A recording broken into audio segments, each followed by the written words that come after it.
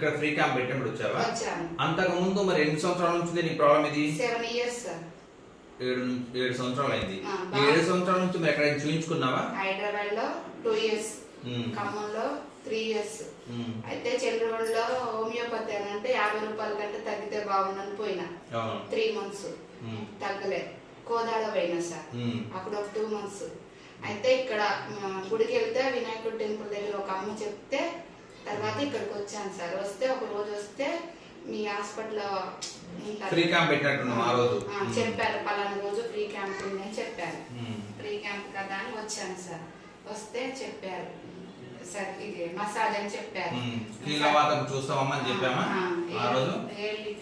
ఆ రోజు కీలవాతం గురించి నువ్వు నా దగ్గర చూయించుకోవడానికి వచ్చిన రోజు ఎలా ఉన్నావు ఆ రోజు? నువ్వు నడవడానికి మంచిగా లేను, ముఖం అంతా ఇంతలా వాపు, చేతులు ఇంతలావు, ఏళ్ళు ఇంతలావు, ఇట్లా పిలికిల రాల చెయ్యి. ఆ రోజు ఏడ్చినట్టున్నావు.